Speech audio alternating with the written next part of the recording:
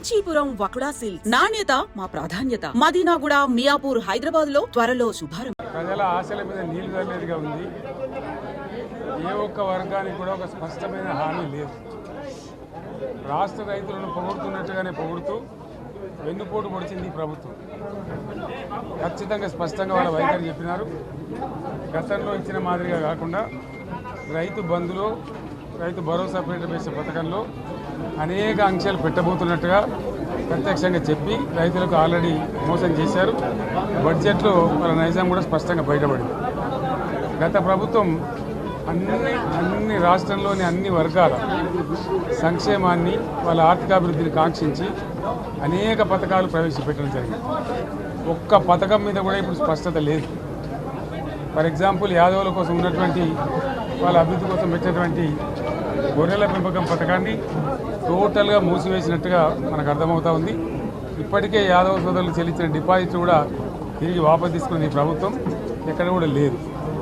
అత్యంత అడుగు వర్గాలు అని డబ్బా కొట్టినట్టు కొడుతూనే వాళ్ళ గొంతు కోసింది ప్రభుత్వం. దళిత వర్గాల కోసం గళితంలో ప్రవేశపెట్ట విప్లవాత్మకమైనటువంటి దళిత బంధు పథకాన్ని ప్రస్తావన కూడా లేదు. ఇది చాలా దురదృష్టకరం. దళిత సమాజం పట్ల వీళ్ళకు ఉన్నటువంటి నిర్లక్ష్యానికి, వాళ్ళ ఫ్యూడల్ విధానానికి ఇంతకన్నా గొప్ప నిదర్శనం కూడా అవసరం లేదు.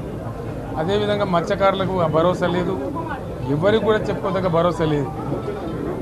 ఇందులో విశేషం హైలైట్ ఏంటంటే, ఆర్థిక మంత్రి ప్రతి మాటను ఒత్తి ఆ డబ్బు వచ్చినప్పుడు అదేందో పెద్ద మహాప్రపంచ విజయంలాగా ఒత్తి చెప్పడం తప్ప కొత్తది ఏమీ లేదు. ఒత్తి పలుకులు పలకడం తప్ప కొత్తగా చెప్పింది ఏమీ లేదు. ఏ ఒక కొత్త సంక్షేమ పథకం కానీ ఏది కూడా లేదు. మహిళల పట్ల కూడా చాలా స్పష్టంగా చెప్పాల్సిన అవసరం ఉండే. కానీ వాళ్ళు మేము 1,00,000 కోట్లు ఇస్తాం, అన్ని రుణాలు, ఆ రుణాలు వీలేదో ఇస్తున్నట్టుగా అది ఆల్రెడీ ఉన్న స్కీమే, నథింగ్ న్యూ అబౌట్ ఇట్, ఏమి లేదు. వెరసి ఇష్యూ యాజ్ ఏ హోల్. దురదృష్టం ఏంటంటే, చాలా బ్యాడ్ లక్ ఏంటంటే, మేము కూడా ప్రభుత్వం ఏర్పడిన తర్వాత కనీసం ఒక 6 మాసాల సమయం వాళ్ళకి ఇవ్వాలని మేము అనుకున్నాం. నేను కూడా శాసనసభకు పెద్దగా రాలేదు.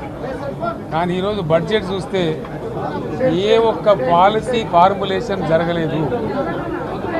రాష్ట్రానికి సంబంధించినటువంటి ఏ ఒక్క విషయంలో కూడా ఈ అర్బక ప్రభుత్వం ఇప్పటి వరకు పాలసీ ఫార్ములేషనే చేసినట్టుగా కనపడతలేదు.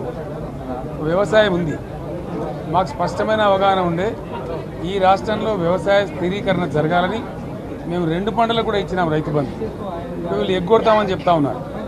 మేమేదో రైతులకు ఇచ్చిన డబ్బును దాన్ని పాడు చేసినాము, చెడగొట్టినాము, దుర్వినియోగం చేసామన్న పద్ధతిలో దురదృష్టకరమైన వ్యాఖ్యలు చేస్తూ ఉన్నారు. అంటే ఇది పూర్తిగా రైతు శత్రు ప్రభుత్వం అనేది తెలుస్తూ ఉంది. ధాన్యం కొనుగోలు చేయలేదు, విద్యుత్ సరఫరా చేయడం లేదు, నీళ్లు సరఫరా చేయడం లేదు, చాలా ఇబ్బందులు పెడతా ఉన్నారు. ఇంకా రైతు భరోసా, రైతు బంధు గురించి ప్రస్తావనే లేదు. ఎప్పుడు వేస్తారని మా ఎమ్మెల్యేలు అడిగితే కూడా కనీసం సమాధానం చెప్తలేరు. కాబట్టి రైతులను వంచింది ప్రభుత్వం, వృత్తి కార్మికులను వంచింది. ఒక్క పాలసీ, ఇండస్ట్రియల్ పాలసీ ఏమిటి? ఏమి లేదు. బట్టి గ్యాస్, ట్రాష్, పంచరంగ ఈస్మాన్ కలర్ లాగా చెప్పడం తప్ప, స్టోరీ టెల్లింగ్ లాగా ఉన్నది తప్ప బడ్జెట్ చెప్పినట్టు లేదు. రాష్ట్రంలో వ్యవసాయ పాలసీ ఏమిటి? పారిశ్రామిక పాలసీ ఏమిటి? ఐటీ పాలసీ ఏమిటి?